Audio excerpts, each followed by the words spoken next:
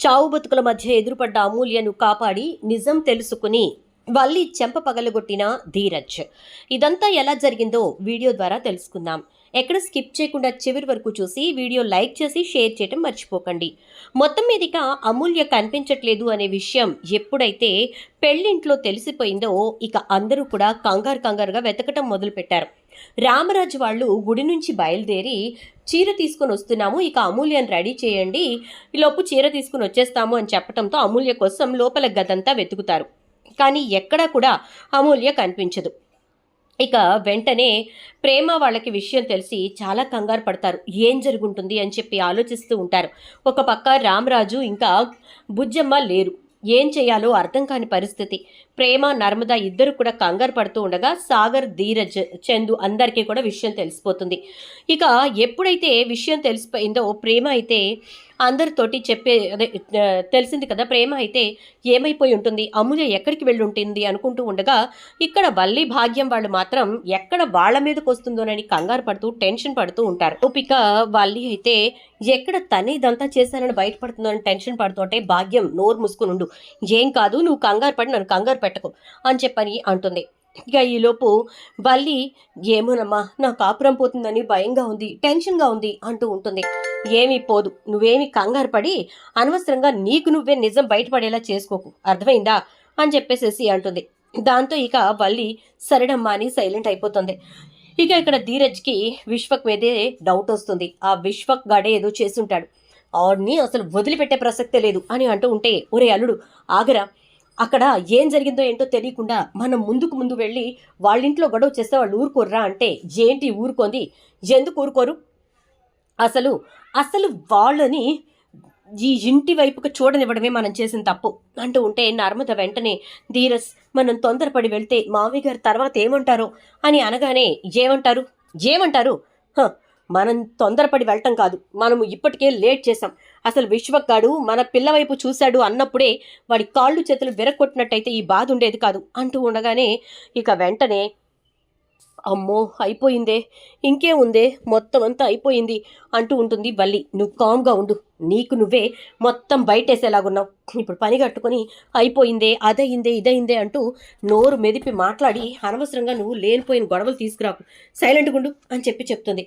ఇక ఈలోపు సాగర్ కూడా నిజమేరా ధీరజ్, ఖచ్చితంగా విశ్వక్గాడే ఏదో చేసుంటాడు, పద ముందు వాడి సంగతి చెప్తాం పద అని చెప్పేసేసి ఇక అందరూ కలిసి భద్రావతి ఇంటికి వెళ్తారు. భద్రావతి అని చెప్పేసేసి గట్టిగా అరుస్తుంటే, ఏంట్రా ఇక్కడికి వచ్చి అరుస్తున్నారేంటి అని చెప్పనంటే, మా అమూల్య కనిపించట్లేదు, ఎక్కడ విశ్వక్గాడు అని చెప్పని అంటే, హోహోహో మీ చెల్లెలు లేచిపోయిందా అని చెప్పానంటే వెంటనే చందుకి కోపం వస్తుంది. పిచ్చిగా మాట్లాడుకో, మా చెల్లెలు లేచిపోయిందంటావేంటి అని అంటే, లేకపోతే పెళ్లి పందిట్లో ఉండాల్సిన ఆడపిల్ల గురించి ఇక్కడికి వచ్చి వెతుకుతుంటే లేచిపోయిందనక ఏమంటారా, నీ చెల్లెలు కనిపించకపోతే వెళ్లాల్సింది పోలీస్ స్టేషన్కి, నా చెల్లి లేచిపోయింది అని చెప్పి కంప్లైంట్ ఇచ్చి నీ చెల్లెల కోసం వెతుక్కోవాలరా, అంతేకాని నా గుమ్మంలోకి వచ్చారేంట్రా అంటూ ఉంటుంది. అక్క ఎందుకక్క అనవసరంగా వాళ్ళని రెచ్చగొడుతున్నావు అని చెప్పేసేసి ఇక తిరుపతి అంటే, నోరు మొయ్యి వెళ్ళి వాళ్ళ ఇంట్లో వెతుక్కోమను, బయటికే అని చెప్పని అంటుంది. ఇక ఇక్కడ భాగ్యం ఏమో గోల చేస్తూ ఉంటే, ఎందుకంత అల్లరి చేసి గట్టిగా అరుస్తున్నారు అని చెప్పి ఇక్కడ భాగ్యాన్ని కూడా సద్దుమణిగించి ఇక వీళ్ళైతే భద్రావతితో గట్టిగానే మాట్లాడతారు.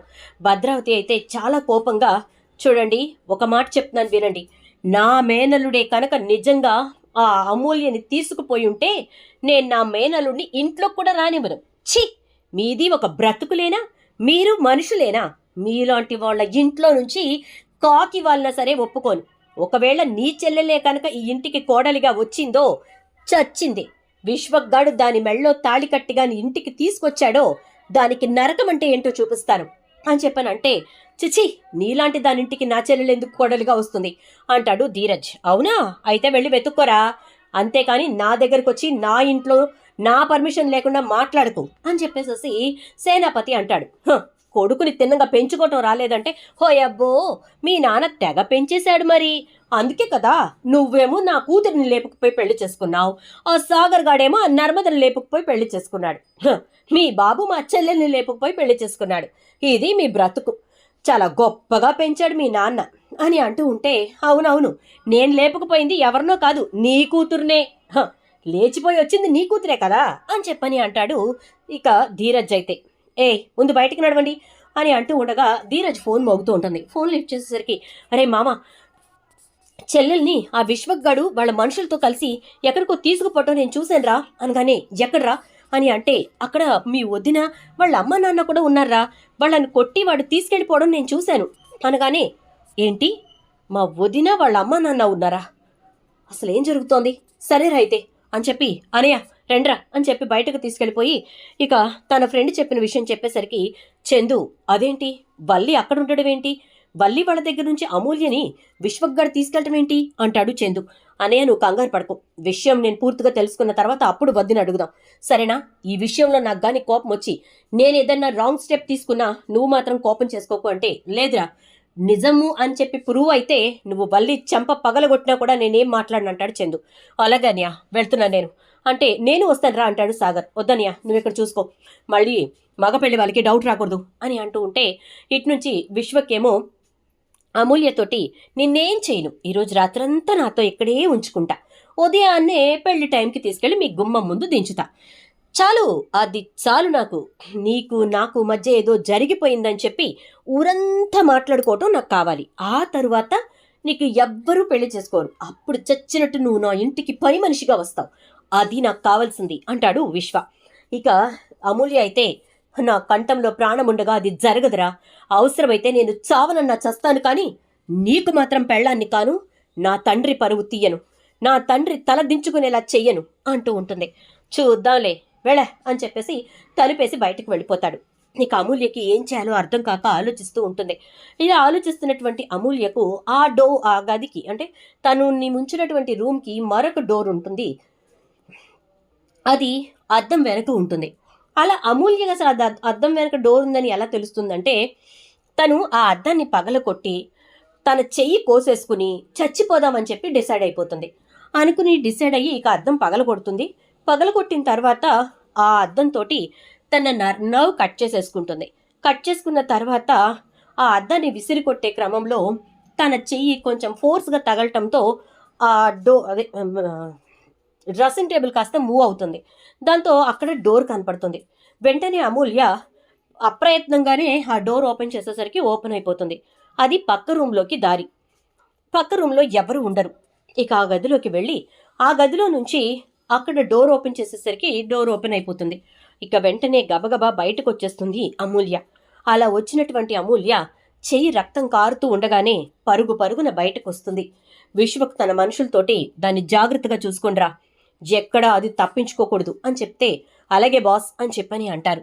ఇక అమూల్య బయటకు వచ్చేస్తుంది. వచ్చేసి ఇక కనిపించిన వాళ్ళందరినీ లిఫ్ట్ అడుగుతూ ఉంటే తన చేతికి రక్తం కారుతూ ఉండగా ఎవరు కూడా తనకి లిఫ్ట్ ఇవ్వరు.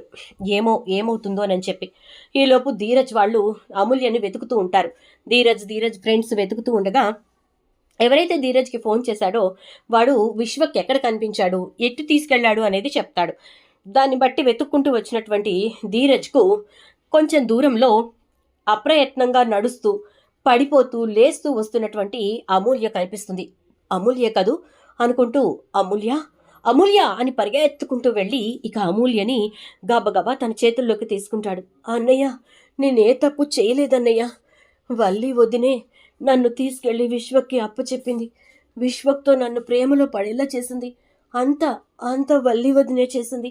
విశ్వక్ ప్లాన్డ్గా వల్లి వదిని ట్రాప్ చేసి నన్ను ముగ్గులోకి దించాడు, నేను తప్పు చేయలేదన్నయ్య అంటూ స్పృహ కోల్పోతుంది.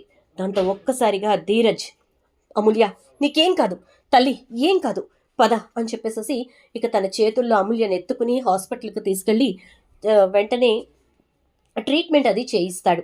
ఇంకా తర్వాత అమూల్యని ఇంటికి తీసుకెళ్తాడు. ఇంటికి తీసుకెళ్లేసరికి అక్కడ అందరూ కంగారు పడుతూ ఉంటారు. అమూల్య ఏమైంది అని చెప్పేసి కంగారు పడుతూ ఉండగా ఇంటికి తీసుకొచ్చినటువంటి ధీరజ్ని చూసి, ఏమైందిరా, ఎక్కడికి వెళ్ళింది అని చెప్పని అంటూ, ఆ చేతిగా గాయం ఏంటి, ఆ కట్టేంటి అంటూ ఉంటే, ఉన్నది ఉన్నట్టుగా చెప్తే ఎవరికి ఎటువంటి ఇబ్బంది లేకుండా ఉంటుంది నాన్న, కాబట్టి చెప్తున్నాను, ఎవరు ఏమీ అనుకోకండి అని చెప్పని అంటే, పర్వాలేదు చెప్పు బాబు, ఏం జరిగింది అనగానే, మా అమ్మ నాన్న ప్రేమించి పెళ్లి చేసుకున్న విషయం మీకు తెలుసు, ఆ ఎదురింటి కుటుంబంలో నుంచే మా అమ్మ వచ్చింది.